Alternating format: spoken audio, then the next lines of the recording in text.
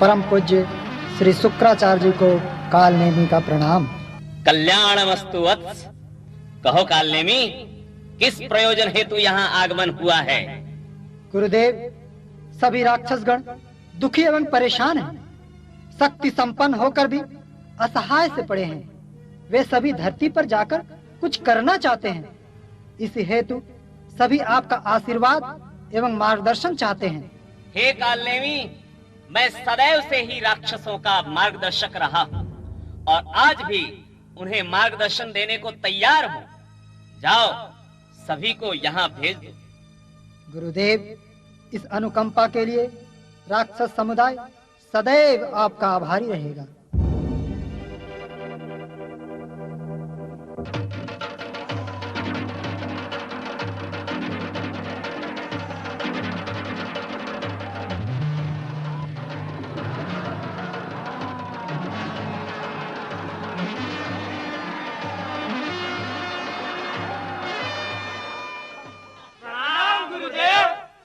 कहो मेरे प्यारे शिष्यों, तुम लोगों ने मुझे किस लिए याद किया है? गुरुदेव, आप तो जानते ही हैं, किसी समय सारी पृथ्वी पर मेरा ही राज्य था। तीनों लोगों में देवता, यक्ष, नर, किन्नर सभी मेरे भय और आतंक से कांपते थे। त्रेता युग में विष्णु ने राम का अवतार लेकर मेरा वध कर डाला। तब से मैं कहीं का नहीं रहा। आकाश में इधर उधर मारा मारा फिर रहा हूँ। मानव रक्त पीने के लिए मेरी आत्मा प्यासी होगी गुरुदेव, प्यासी होगी है। गुरुदेव, धरती पर जब मेरा राज्य था, मेरे वैभव और ऐश्वर्य का डंका सारी दुनिया में बजा करता था। मेरी रानियां दूध से नहाया करती थी, मगर विष्णु ने एक ग्वाले का बेटा बनकर मेरी हत्या की। बदले की आग में मेरा दिल जल रहा है गुरुदेव। मुझे एक पल का भी चैन नहीं है। गुरुदेव, एक समय मैंने पृथ्वी की सारी संपत्ति छीनकर अपना खजाना भर लिया था और उसे ऐसी जगह छुपा दिया था जहां कोई भी देवता पहुंच नहीं सकता था। मगर विष्णु ने 12 का रूप धारण कर मेरा वध कर दिया। तब से लेकर आज तक मेरी आत्मा भटक रही है। मुझे मेरी संपत्ति चाहिए गुरुदेव, मुझे मेरी संपत्ति चाहिए। गुरुदेव, आप तो जानते ही हैं, मैं जिसके सिर पे हाथ रख दूं वही जलकर भस्म हो जाए, ऐसी शक्ति मुझे प्राप्त थी। क्या मनुष्य, क्या देवता सारे डर से थर-थर कांपते थे। स्वयं भगवान शंकर भी मेरे डर से भागे भागे फिरते थे। परंतु उस छली और कपटी विष्णु ने मोहिनी का रूप धारण कर मेरे सिर पर मेरा ही हाथ रखकर मुझे भस्म कर दिया। धरती पर फिर से जाकर सारी दुनिया में हाहाकार मचाने की मेरी इच्छा कब पूरी होगी गुरुदेव, कब पूरी होगी? गुरुदेव, दुष्ट लक्ष्मण ने मेरी नाक काटकर सारी दुनिया में हंसी उड़ाई। तभी से इस बात का बदला लेने के लिए मेरी आत्मा व्याकुल हो रही है। गुरुदेव, क्या आपको पता नहीं, मैंने अपने भाइयों का हक छीनने के लिए क्या क्या षड्यंत्र नहीं किए। लाक्षागृह को जलाने की कोशिश की, कपट के पासों से द्वित कीड़ाकर उनके संपूर्ण राज्य को छीन लिया। परंतु उस छलिया कृष्ण के कारण हमारी एक न चली गुरुदेव, हमारी एक न चली। और महाभारत युद्ध में हम अपने भाइयों एवं संबंधियों सहित बुरी तरह मारे गए। गुरुदेव, प्रतिशोध की वह आग अब भी हमारे हृदय में जल रही है। पता नहीं वह समय कब आएगा जब फिर से इस धरती पर जाकर हम अपनी इच्छा पूरी कर सकेंगे।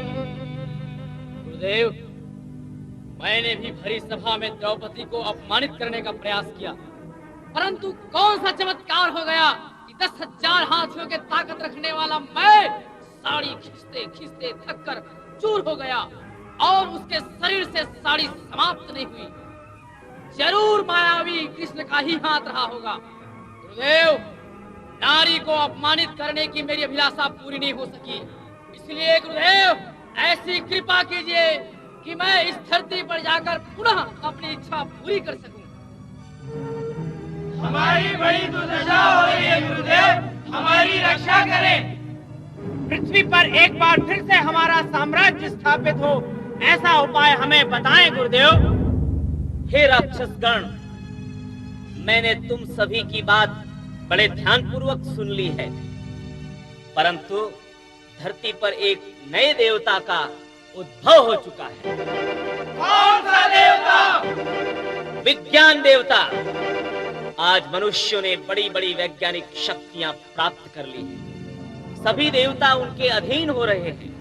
बटन दबाते ही वायु देवता हवा दे रहे हैं, जल देवता जल दे रहे हैं, क्षण भर में अग्नि देवता सेवा में हाजिर हो जाते हैं। ऐसे आविष्कार मानव कर चुका है कि यदि तुम लोग पहले की तरह शरीर धारण कर पृथ्वी पर जाओगे तो पल भर में नष्ट कर दिए जाओगे। तो हम क्या करें गुरुदेव? क्या ऐसे ही करते हैं? नहीं नहीं, तुम सबकी इच्छा पूरी करने का उपाय मैंने सोच लिया है। इस बार रणनीति में परिवर्तन करना होगा। इसके पहले तुम लोग अलग अलग समय में अकेले शरीरधारी बनकर जाते थे, जिससे विष्णु किसी न किसी रूप में अवतार लेकर तुम्हारा संहार कर देता था। इसलिए इस बार सबको एक साथ जाना होगा और स्थूल नहीं सूक्ष्म शरीर धारण करना होगा। तुम्हें मालूम है, मनुष्य की यह प्रगति उसकी बुद्धि के कारण हो रही है। बुद्धि के दो रूप होते हैं, पहली सद्बुद्धि और दूसरी दुर्बुद्धि। सद्बुद्धि से सृजन होता है और दुर्बुद्धि से विनाश। अब तुम्हें दुर्बुद्धि के रूप में धरती पर जाकर सभी के मस्तिष्क में बैठ जाना होगा और फिर देखना मजा। बड़े बड़े दिग्गज ऐसे काम करने लगेंगे जिसकी कोई कल्पना तक नहीं कर सकता। चारों ओर अशांति, कलह, शोषण, उत्पीड़न का ऐसा तांडव नृत्य होगा कि लोग त्राही त्राही कर उठेंगे। समूची धरती पर तुम्हारा ही साम्राज्य होगा। तब तुम सबकी आत्मा को शांति मिलेगी। धन्य है गुरुदेव, आप धन्य हैं। इस उपकार के लिए हम सदैव आभारी रहेंगे। रावण, आज्ञा गुरुदेव।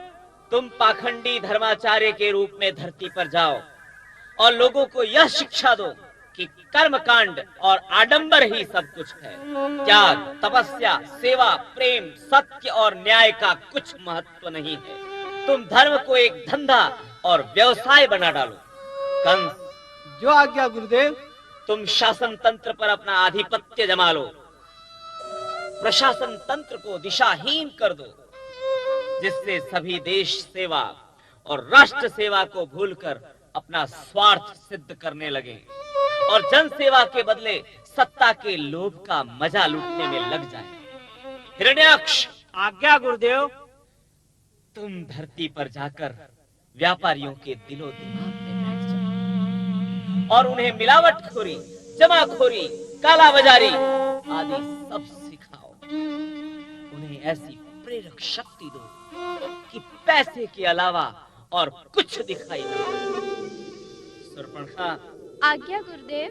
तुम रूप बदल कर जाओ और गीत, संगीत, कला, साहित्य की दिशाधारा को पतन की ओर मोड़ दो। नवयुवतियों के दिल दिमाग में बैठ जाओ। भस्मासुर, आज्ञा गुरुदेव।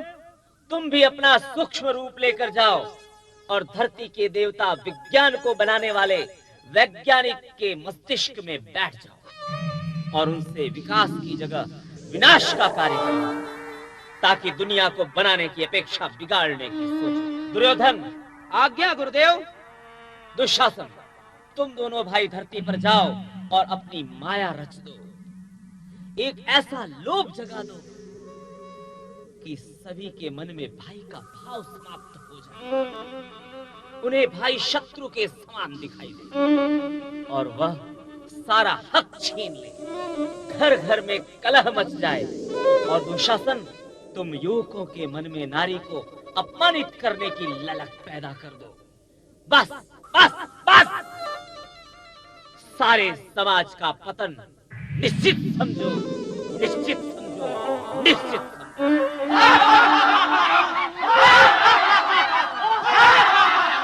प्रणाम गुरुदेव।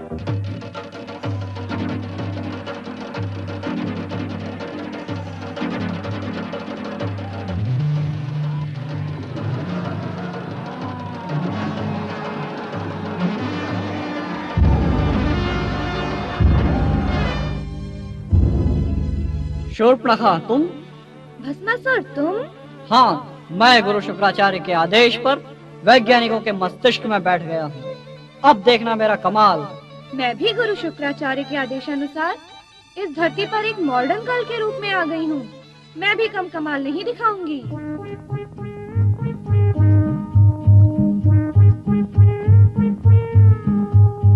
अलग अलग अलग। अरे ये कौन साधु महात्मा चले आ रहे हैं? अरे सुगुणखा, भस्मासुर, तुम दोनों ने मुझे नहीं पहचाना? मैं रावण हूँ, रावण। गुरुदेव शुक्राचार्य के आज्ञा अनुसार छद्म वेश में आया हूँ।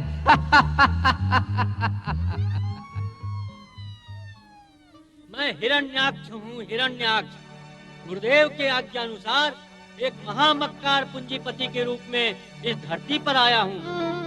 अरे भाइयों, मैं कंस हूँ, कंस। कंस कंस कंस। क्यों नहीं पहचाना ना? मैं भ्रष्ट शासक के रूप में इस धरती पर आया हूँ। मैंने प्रशासन तंत्र को भ्रष्ट कर दिया है। आज सभी का एक ही लक्ष्य रह गया है, किसी भी प्रकार से सत्ता को हथिया लो और ठाट बाट से बंगलों में ऐश करो, ऐश मजा लूटो और कारों, हेलीकॉप्टरों और हवाई जहाजों से देश विदेश की सैर करो, सैर।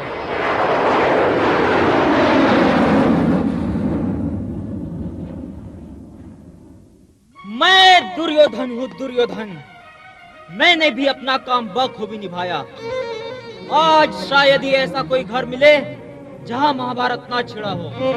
क्या गरीब, क्या धनवान, पढ़े लिखे, अनपढ़, सभी परिवारों में संपत्ति के बंटवारे को लेकर हाहाकार मचा हुआ है।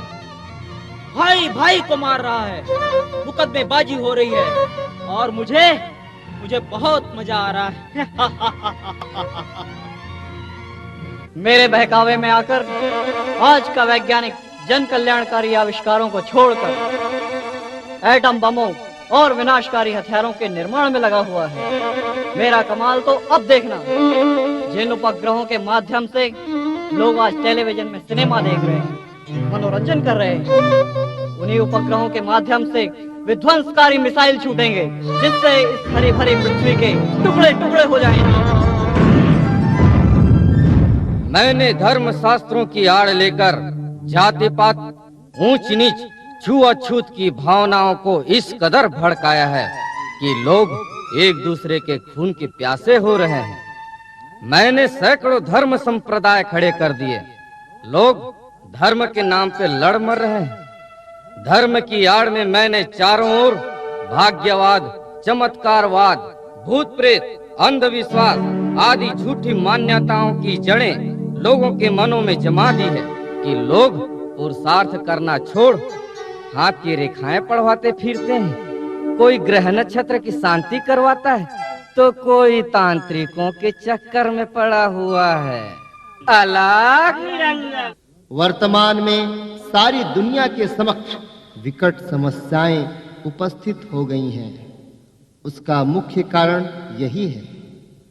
समाज में जब हाड़ मांस के स्थूल शरीरधारी कुछ लोग उपद्रव मचाते हैं और अशांति फैलाते हैं, अत्याचार करते हैं, तो उनको मार डालना संभव होता है। किंतु यदि दुर्बुद्धि और दुष्टता दुष्प्रवृत्तियों का रूप धारण कर जन जन के मन में घुस पड़े और मनुष्य के चिंतन को ही विकृत कर दे, तो क्या होगा? कैसे होगा हमारा कल्याण? कैसे होगा हमारा कल्याण? त्राहि माम, बचाइए भगवान, मेरी रक्षा कीजिए। बेटी धरती, तुम्हारी ये दुर्दशा किन लोगों ने की है? पितामह, मेरी ही संतानों की दुर्गति के कारण आज मेरी यह दशा हुई। देवत्व हार रहा है, सर्वत्र असुरता की विजय हो रही है। ऐसे संकट के समय में महादेव जी आप कहाँ हैं? मैं तो सदैव आपके साथ हूँ ब्रह्मदेव।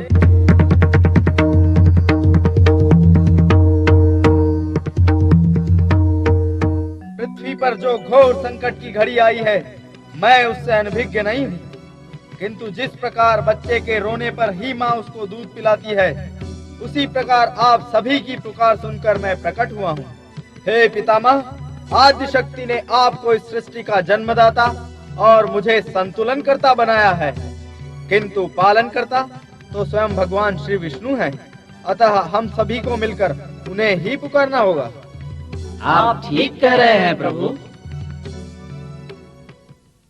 शान्ताकारं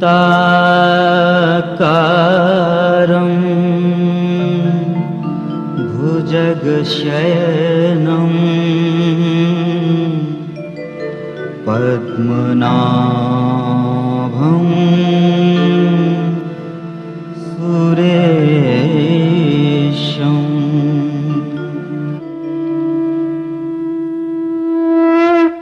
पितामह, इस संकट का निवारण आद्य शक्ति जगत जननी सद्बुद्धि की अधिष्ठात्री देवी माता गायत्री ही कर सकती हैं। ज्ञान दो सद्भाव दो